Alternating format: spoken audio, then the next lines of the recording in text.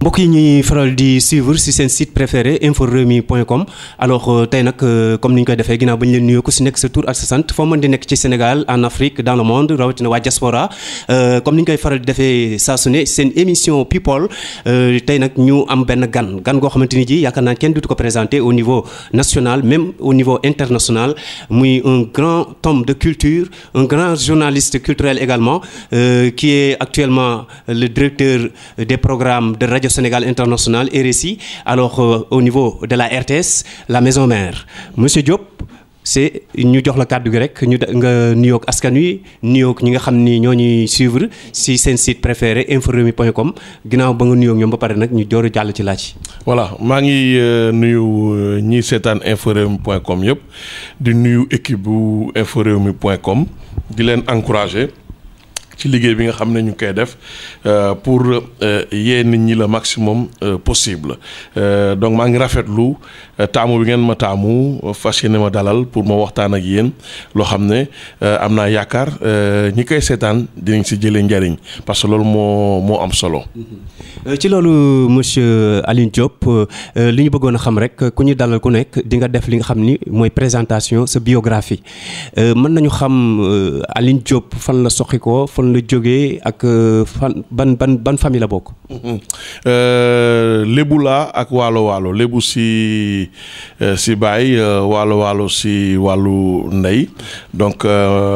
comme niñ koy waxee ci nasaan je suis partagé entre Dakar et Ndombo donc ma bokk daal ci ñooñu mu doon mbégte ci man itam mu nekk ñoo xam ne ay royukaay lañu du ma fi nekk def sama arbre généalogique mais gëm naa ne fa ma bokk li ma war mooy di wëy di rafetal ndax ba fii maam yi mag ñi waajur yi dañu rafetal nekkin wi ci askan wi nekkin wi ci biir famille bi donc man xam naa ne loolu moo ma war ba tax na loolu laay def ci sama biir njaboot loolu laay def ci sama biir famille au sens large loolu laay def ci askan wi saa yu ma yeewoo def loo xam ne moom la ma sama liggéey laaj saa yu ma yeewoo ma def loo xam ne réew mi soxla na ko maanaam di poser ay actes civiques ay actes purement républicains nekk patriote loolu moom mooy li ma war. loolu lañ ma sant bàyyi xel ci continent africain xam ne Afrique la ñu nekk Sénégal laa yeewoo mais ñu ngi ci biir Afrique lu ñu mën a def pour Afrique booloo lu ñu mën a def pour Afrique jëm kanam loolu mooy li nga xam ne dama ci war a contribuer. voilà très bonne réponse mais monsieur Diop ci li nga xam ne rek mooy laaj yi est-ce que mën nañu xam nga bu ñu nee Diop rek ñu bari dañuy xel yi day dem ci Lat Dior Diop wala suñu maam yi yow sama mbokk nga waaw parce que ñun ñëpp ay lébu lañu ci loolu est-ce que mën nañu xam ndax jege nga Diop Lat Dior wala Diop suñu maam Jal Diop Ndakaaru. waaw voilà defe naa mun nañ ko jàppee noonu à la limite même si ñaari côté yëpp comme ni ma ko ñenn ñi di waxee buñ may tàgg léeg-léeg ñu boole ma ci ñi nga xam ne ñooy côté Lat Dior léeg-léeg aussi ñu boole ma ci ñi nga xam ne mooy njóobeenu Dakar yi voilà Jal Diop ak et cetera donc loolu lu mu nekk lu am solo comme ni ma la ko waxee woon sànq fi nga bokk loo mën a def rek da nga koy renforcer donc Diop boobu dama koy rafetal léeg-léeg nga dajeeg nit ku la tàgg ci wàllu mbóojeen wàllu ma doon wax da leen gis ku la tàgg ci wàllu njóobeen man nag dama ko gëm loolu gis nga elu balaa sama xol di sedd ma gis ñuy tàgg nit ma toog rek ñuy tàgg nit yenn saa yi damay forcer pour bañ a tuur rangoñ mais il m'arrive vraiment d'être parce que naturellement dama émotif il m'arrive ma samay bët taa fekk nit la ñuy tàgg dama ko gëm loolu dafa am solo dañuy kañ ay nit dafa am fu ñu bokk am fu ñu bàyyeekoo dafa baax ñuy def loo xam ne moom la fi maam yi bàyyi am na ñoo xam ne ñoom loolu mooy seen rôle mooy géwél yeeg yooyu moo tax dañ leen war a fonk ñoom géwél yi dañ leen war a fonk man dama leen fonk lu ma seq ak ñoom damay bëgg di ko def mu rafet ñoom bu ñu jógee di wax man defe naa li may yëg suñuy tagg keneen mun naa ne sax du ma ko yëg man bu ñu may tagg dafa rafet dafa neex loolu waru fi jugee yàlla tere mu jugee fii donc dafa am solo moo tax encore une fois may wax ne lu mel ni géwél yi en tout cas ñooñu bokk ci askan wi di jouer rôle boobu nangu taxaw yëkkati nit mu mel ne comme dañ koy yëkkati ñoom ñu suufee te yàlla xam na ne suufee wuñu ñooñu man dama leen naw lool bëgg naa trop di gis ñun ñu ñuy tàgg moo tax su ma demee ci xew man loolu moo mbégte boobu laa fay génnee nga toog ñu tàgg ay nit vraiment dafa rafet loolu yàlla bu mu fi jógee. ci loolu ku xam Aline Diop xam ni c'est un homme de culture alors loolu bëggoon nañu xam lan moo la poussé ci bi nga nekkee ndaw wala bi nga xam ne yaa ngi def say études nga dem choisir li nga xam ne rek mooy métier journaliste nekk comme journaliste culturel. waaw dafa am ñuy wax ne ñu bari nekkuñu fi ñu bëggoon nekk. man damay sant yàlla maa ngi fi ma bëgg a nekk homme de média journaliste ba pare di liggéey ci caada donc ñaari côté yu yëpp dama ciy sant yàlla lu ma am ci àdduna tey jii ci loolu laa ko jëlee su ma yoree sama njaboot ci loolu laa ko jëlee su ma amee lu may su ma waree faj gàcce ci loolu laa koy jëlee ma si sant yàlla parce que maa ngi fi ma bëgg a nekk li nga xam ne moo nekk sama xol nekk sama passion moom laa exercer nii journaliste culturel loolu dama ciy sant suñu borom bi bu baax a baax dafa yàgg ci man nag dabu ma tey jii ñi ma xamoon démb ñëpp su ma dajee ñoom ñu ne woy ba dañ lay seetaan télé xam nañ ne sa yoon fii la woon quoi kooku leeroon nañu te loolu bi ñu ma koy wax j'étais même pas majeur peut-être sax amaguma 16 ans amaguma 15 ans mais xamoon naa ne amoon naa yëg-yëg boobu su may waxtaanee ni yenn saa yi ma wax ko yoo xam ne dafay jaaxle ma ne ko pourtant day ba may dajale information artistique et culturelle yooyu xalaatu moo ne dinaa ko mën a exercer nii tey ci média mais dama dem ba nekk ci mu dal di ñëw day ñëwaat donc loolu yàgg na ci man ba may jàng muy lycée ak yëpp ñëpp xamoon nañ ne loolu yàgg-yàgg moom laay def moom laa mës a bëgg te noonu laa ko defee ba tey jii ma nekk acteur culturel journaliste culturel parce que damay wax ne chance la nga nekk dans la culture globale man damay wax ne je suis un adepte des arts voisins bëgguma nekk spécialiste u benn discipline artistique non bu ma fekkee ci cinéma naa ci wax bu neexee yàlla bu ma fekkee ci art plastique naa ci wax bu ma fekkee ci musique naa ci wax bu ma fekkee ci littérature naa ci wax parce que noonu la journaliste culturel donc loolu ma koy rafetlu kontaan ci di ko exercer ak plaisir dafay metti mais doo yëg sax coono bi donc tey jii yàlla def na ma nekk chef de service di diriger Radio Sénégal International noonu laa raamee ba egsi départ fii ci RTS am embauchement ba ñu nommé ma chef d'unité après ñu nommé ma chef de service liggéey naa 7FM nekk naa fa chef de desk nekk naa fa chef de programme nekk naa fa rédacteur en chef ba nekk directeur bi itam yàlla defoon na ma yore ko balaa loolu def naa presse écrite am na ñoo xam ne dañ may présenté ne ma j'ai fait tous les types de médias presse écrite presse en ligne radio et télé donc yooyu yëpp def naa ko te bu mu ci dugg rek art et culture laay def art et culture moo ñëwaat un peu pour wax la ne li ma la waxoon sànq rek maa ngi fi nga xam ne foofu laa bëggoon nekk ma ci sant suñu borom bi bu baax muy sama passion tout à fait loolu moom mën naa ci témoin lu bari ndaxte même bi nga nekkee 7FM yaa ngi fàttaliku ñu nekkoon ci AMS doon ànd ak ñoom Iba Gaye Massar ñoom Falman Bakoussa ñoom Parisien ñoom Pen Gisé ñu doon ñëw foofu di la fekk foofu boobu ñu ngi bi ngeen toxoo Ridis xam nga voilà loolu mu nekk loo xamante ni ji aussi si pàttali lu amul seede rek neexul kon ci loolu ba tey doyen Aline Diop ñu ñëw ci laaj bi nga xam ni soxal na képp koo xamante ni yaa ngi yëngu ci wàllu culture maanaam bu ñu doon natt tey culture Sénégal Afrique d'une manière générale tey foo koy teg natt boobu. sori na mais am na lu des ci liggéey bi. muy musique muy cinéma muy art plastique muy littérature am nañu ay reconnaissance mondiale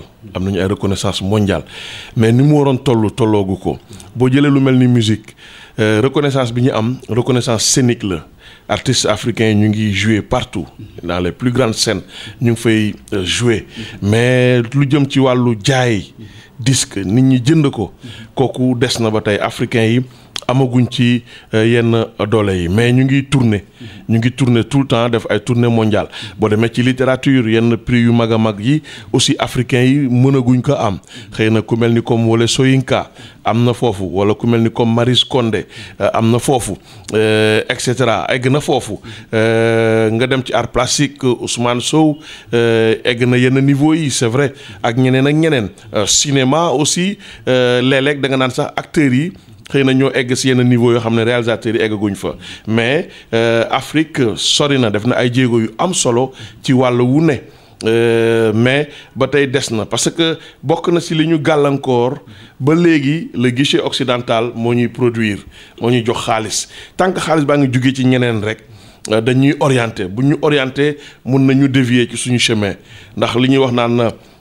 ku la abal bët moo lay won fi ngay xool defe naa noonu lañ ko waxee noonu la ko mag ñi waxee donc loolu il faut que ñu jéem a résoudre loolu fexe ba ñun ci suñu bopp ñuy financer suñu art financer suñu activité artistique financer suñu événement artistique mais tant que ñu ngi dépendre ci guichet occidental ça va poser problème c'est vrai da nga war a ubbeeku loolu dëgg la moyen da nga koy wuti fu ne loolu itam dëgg la mais en grande partie majoritairement daal li ñu jàpp mooy ñeneen ñi ñoo ñuy financer suñu création contemporaine te bu doon gën a neex voilà mu doon gën a neex ñun ci boppam ñun suñu bopp ñu am lu ñu financer suñu création contemporaine. ok tout à fait ci loolu est-ce que mën nañu am yaakaar ni financement yooyu ci bailleurs yi lay jógee wala en première ci état bi lay jógee. war na jóge ci état bi ak institution yi comme institution financières yi banques yi parce que ba léegi les banques africaines accompagner wuñu les créateurs africains ba léegi banques yi accompagner guñ leen. pourquoi. ñoom ñoo xam lu tax ñu réticent xëy na ñun ñoo waneegul lu tax ñu wóoluñu pour financer ñu xëy na laa wax xëy na itam ñoom ci seen bopp ñoo booleegul loolu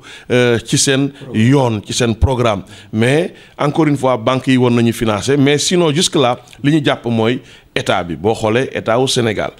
Sénégal mu ngi financer cinéma bi à travers FOPICA c'est 2 milliards par an. mu ngi financer les cultures urbaines jóge na 300 millions dem léegi 600 millions mu ngi financer l'édition ak le fonds d'aide à l'édition jóge na 250 millions jëm 1 demi-milliard mu ngi financer état au Sénégal toujours la Biennale des Arts de Dakar 300 millions la woon Macky Sall def ko demi-milliard léegi 1 milliard la carrément donc am na aussi la mutuelle de santé des acteurs culturels subventionnée par l'État lu tolloog 35 millions par an te compte non tenu ci 15 millions yi nga xam ne mooy fonctionnement Youssou Ndour defoon geste bu rafet jël 100 millions yoo xam ne 70 millions yoo xam ne mu ngi ko gagné woon benn prix ci prix Nobel des arts foofu sa Japon injecté ko ci biir mutuelle de santé des acteurs culturels Macky Sall jël aussi 100 millions def ko fa donc état du Sénégal mu ngi def kéemtulaay kàttanam pour jàppale les créateurs parce que kenn waru leen seetaan noonu budget ministère de la culture mënul def lépp donte am na ay fonds de soutien aux initiatives artistique aux événements artistiques yooyu yëpp tam am na ministère mais dañ ko bàyyil ministère en tout cas état bi Macky Sall daf ko bàyyil ministère créer ay yeneen fonds pour jàppale les créateurs loolu il faut mu am su état bi jàppee institution yi jàpp société privée yi jàpp parce que société yi dafa naqari pour nga indi leen dans le monde des arts yombul vraiment loolu moom mettitu nañ ko waroon nañu bàyyi xel nu ñuy def ba financer les artistes moo xam les artistes plasticiens buy exposer benn film ay réalisateurs il faut que rek ñu may fit réalisateurs yi ñuy jël seen document seen dossier di ko déposer ci table société sénégalaise mais société sénégalaise daal ba léegi soutenir ñu art bi soutenir ñu la création contemporaine nu mu waree. Tout à fait si nous revenons un tout petit peu si li nga xam ni mooy 7e art muy wàllu cinématographique mu nekk loo xamante ni ji Sénégal def na ci ay jéego depuis 2012 mu nekk jéego yu am solo film bu ci mel ni film Alain Gomis et tant d'autres réalisateurs yoo xamante ni ji ak acteurs yoo xamante ni ji valoriser nañ li nga xam ni mooy culture cinématographique au Sénégal ñu tamit honorer Afrique d'une tout un continent est-ce que jotul Sénégal jël ay moyens viser ko ci li nga xam ni mooy maison de production comme ni ko Nigéria defee comme tuddee ko Nollywood pourquoi pas Sénégal? Parce que Nigéria ay structures privées ñoo ci ëpp du état bi dugal na ci loxoom parce que bu ñuy def la classification des états yi nga xam ne ñoo soutenir les arts Afrique du Sud la en première position, le Nigeria en deuxième position, le Maroc en quatrième position, la Côte d'Ivoire le Maroc en troisième position, la Côte d'Ivoire en quatrième position. Donc Afrique du Sud, Nigeria, Maroc, Côte d'Ivoire. Quartier baa ngi noonu quoi ñi gën a jàppale. Man voilà man su may voyager toujours su ma jëlee parole di intervention di intervenir mais dañ may wax ne ma dama leen di wax ne leen mais bàyyi leen xel ci Sénégal li mu def yëpp te gisuma ko ci classement bi man loolu jaaxal na ma. bu ma ñibbisee dama koy wax waa ministère ma ne leen man daal lii laa dégg bitim réew def na ma problème mais ñu ne ma yenn saa yi itam day am problème mu portage maanaam. Il faut que loolu rôle cabinet bi la il faut que cabinet bi fa mu waree milieu yi mu ko laaj mu yóbbu fa loolu nga xam ne daf koy def. Communication. Voilà communication mais ça dépasse même l'opinion sénégalaise dafay dem ci biti nit ñi xam ne lii la Sénégal di def parce que tey jii boo demee ci observatoire des cultures africaines à Maputo Sénégal dañ koy citer en exemple Sénégal pratiquement moom rek mooy respecter cotisation waaw lu mel noonu nag. mënuñu ko am ba pare di ko négliger ci communication xëy na loolu moo tax bi ñuy def classification les pays ACP en Afrique ñu jiital réew yooyu bàyyi Sénégal ci ginnaaw man dafa ma metti loolu parce que gëm naa ne nguuru Sénégal mu ngi def effort yu bare effort yu mag a mag. mais au niveau extérieur foofu la baables bi nekk. waaw du ma ne au niveau extérieur en tout cas eggul. waaw mooy extérieur bi rek. Voilà. Parce que au niveau national ñii ñu ngi apprécier. Voilà. Naa chef de l'État financé na def na lii année Gomis andi na fi. Voilà. Prix tel. Mais sur le plan international accompagnement bi dafa des. waaw du mun nañ ko tuddee noonu boole kook Sénégal dafay signer ay accord cadre def nañ ko ak Maroc ci wàllu cinéma yenn saa yi. Tu te poses la question xanaa acteur cinématographique yëguñu accord cadre yooyu pour mun ci profité pour mu yombaleen liggéey bi. Tunisie fan yi Macky Sall dem na fa début d'année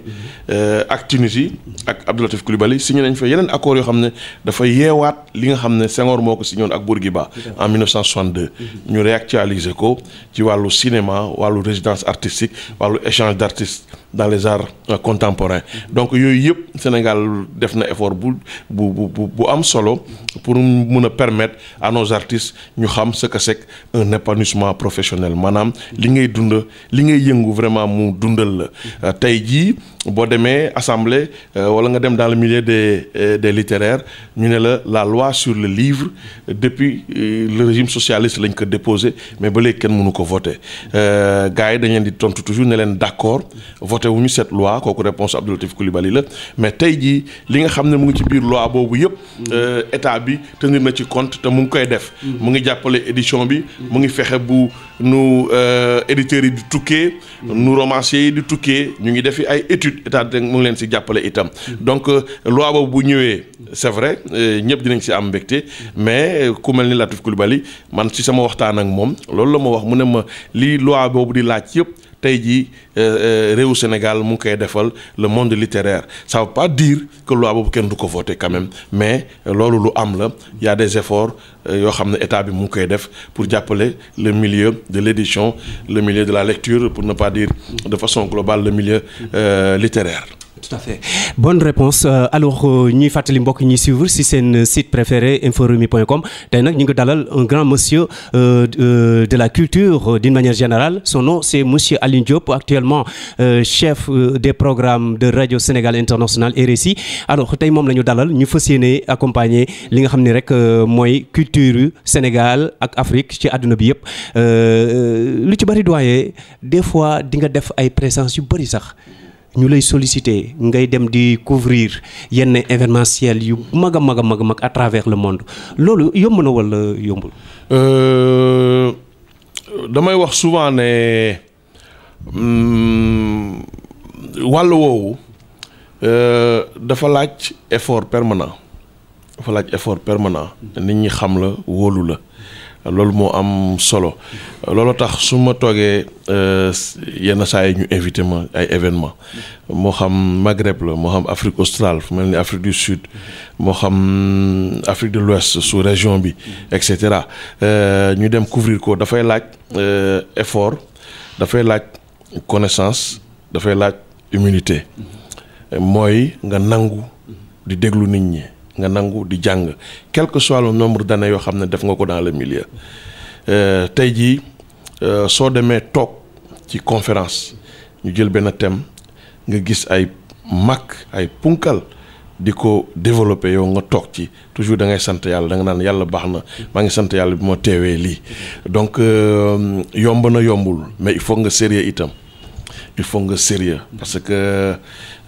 nit ku la invité envoyer les billets d'avion nga ñëw mu dalal la hôtel la prise en charge est totale assurer le transport boo wàccee mu assurer le comment dirais-je restauration pension complète ku la defal loolu am na lu muy xaar ci yow li muy xaar ci yow nag fexeel ba def ko mooy nga restituer su fekkee journaliste nga restituer li nga xam ne moom nga fa jël man su ma tukkee je reviens avec beaucoup d'interviews kooku sama philosophie la damay ñëw ak interview yu dul jeex su ma ñëwee di ko teg nànk-nànk ñee tamit dinañ xam ne seen événement médiatisé naa ko loolu lañ doon xaar ci man def naa ko mais encore une fois mu nekk lu am solo maa ngi la koy ñaanal yow ak Cheikh sa cadreur yàlla def ngeen tukki ngeen génn am na solo trop ci liggéey nekk artiste bugg a toog sa réew rek du sotti parce que vous êtes des acteurs culturels vous êtes des créateurs gars yi dañuy fàtte ne la télévision dans la classification des arts la télévision et de l'art médiatique la télévision ak rajo yëpp ay créateurs ñoo ko seex donc maa leen di yéene loolu maa leen koy ñaanal itam mu ngeen fexe ba génn dem xool parce que da ngay dem xool li xew ci biti nu nit ñi di liggéeyee ñan ngay dajeel échanger carte de visite yëpp daf lay amal njariñ moo tax dañ ciy sant yàlla génn yooyu nga xam ne yàlla defal nañu sutura ñuy faral di ko génn waaw. voilà xam naa ne on est au terme presque de l'interview laaj bi ñu mujjee laaj rek mooy ku ne xam na ni organisation des spectacles au niveau actuellement du Sénégal c'est un peu rare c'est très difficile alors est-ce que mën nga ñu ci jox tuuti les causes yi nga xam ni moo entravé loolu. bari na taxe bari na ay taxes il faut que taxes yi ñu xalaat wàññi ko ensuite le public bi du ñëw xaw ma qu'est-ce qui l'explique mais au Sénégal nga woo public mu ñëw lu jafe la. est-ce que du dëkk bi metti tamit. ñu sew am dépense doo dem di dagg billet 10 000 wala 20 000. loolu tamit c'est à voir aussi. loolu tamit lu am la elu wax dëgg yàlla dañ ci bàyyi xel quoi munoo yore yenn yoo xam ne mun nga yeewu jox ko sa soxna njaboot gi dund si après nga ne attends ma dem def ko fële c'est vrai c'est analyse bu pertinente la loolu mun nañ ko ci boole itam ban artiste ngay indi pour mu dox il faut gars yi di réfléchir bu baax ci artiste bi bu ma ko indee waaw mais mun loo basé wu ci bande FM bi rek wala ci télé yi rek ne kii su ma ko indee mu dox vraiment dafa laaj gëstu dafa laaj lu bari pour nga mën ko def da ngay gis koo xam ne dina song benn spectacle organiser ko mais après dootoo ko gisati parce que daf siy génn ak ay dettes yenn saa yi ay police am ci yoon ay tribunal am ci yoon vraiment mu nekk lu metti donc defe naa dans un premier temps su nguur gi wàññee yenn taxes yi public bi ñu yombal leen itam les billets te billets yi pour mu yomb vraiment dafay dépendre ci sponsors yi il faut que sponsors yi ñoo jàppale les promoteurs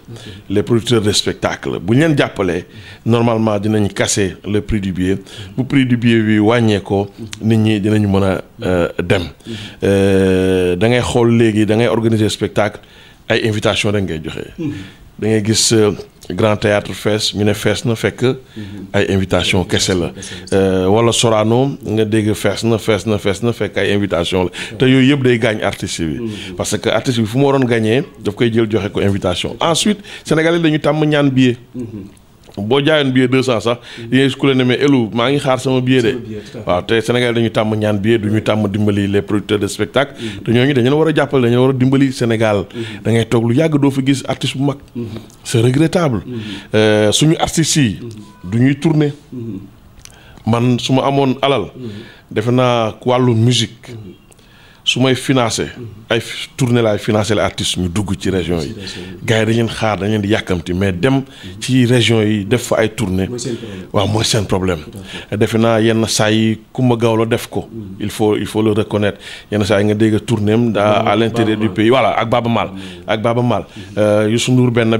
mais artistes yi bu ñu amoon possibilité dugg dans les régions dina baax trop pour région yi yàlla xam na ne dañ leen di xaaree foofu dinañ fa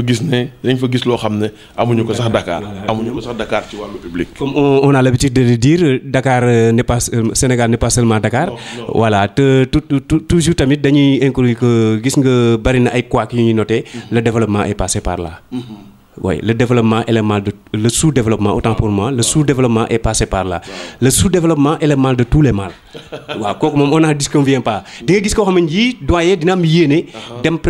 assister benn spectacle wala kii mais mi ngi xalaat taxi bi muy jël mi ngi xalaat bu demee billet bi muy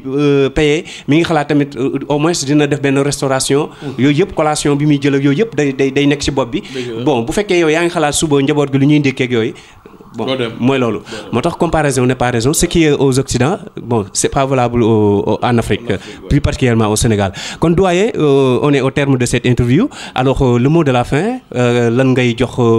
Sénégalais yi lan ngay tamit jox comme conseil aux jeunes journalistes comme ñun yi nga xam ne ñu ngi exercer métier mi te am na lu bagage yu bari war nañ ko jot. La patience laa leen di conseiller ak liggéey tout le temps. Respecter seeni kilifa respecter leen seeni kilifa tout travailleur quel que soit son âge man loolu laa koy conseiller ñu respecter kilifa yi sur le plan social ak ci wàllu liggéey sur le plan professionnel rakk day topp mag boo ko defee nga gaañu si non loolu mënuma gëm ne loolu am na nañuy déglu la hiérarchie nañuy bàyyi xel ci la hiérarchie bu ñu nee def leen lii ñu def ko di liggéey waxtu def ko acte civique nga ñëw xëy ni nga war a xëyee liggéey li nga war a liggéey bu fekkee dafa am kayit buy jaar ci yow bu ko fa téye kayit bi dafay jaar ci yow dem ci keneen li nga ci war a def ko nga jàllale ko saa yu ñu yeewoo rek nañuy poser ay acte civique ay actes yu jëmal njariñ yu jëmal kanam réew mi encore une fois les jeunes ak même ku dul jeune nañu patient di liggéey inévitablement dafay fay. Dieu est trop juste inévitablement dafay fay. nañu respecter hiérarchie ki mooy sa chef jox ko cëram ba mu mat la différence d'âge nga teg ko fële yaa ko mag yaa ko jiitu ci entreprise yi mais mun na ñëw yàlla def ko ci kaw jox ko cëram ba mu mat sëk di nga gis ñeneen ñoo xam ne dañ dépendre ci yow dañ la delloo loolu. Tout à fait. Parole de Alioune Diop tey nag moom lañ dalaloon si seen émission bi nga xam mooy People fii lay amee ci inforewmi.com votre site préféré di jaajëfal nos amis internautes mais également tous ceux qui nous suivent au niveau national et international plus particulièrement la diaspora di jaajëfal sama caméraman bi ma àndaloon kooku di Cheikh Diop ak sama réalisateur Babacar Ndiaye Soda ñoom Fall Ndiaga Khadija ñoom Acham ñoom ñëpp ñu ngi leen Ibrahima Bari ba ci Penda ak ñoom Mira Ria ñoom ba ci Maam Jaara fàttewuñu kenn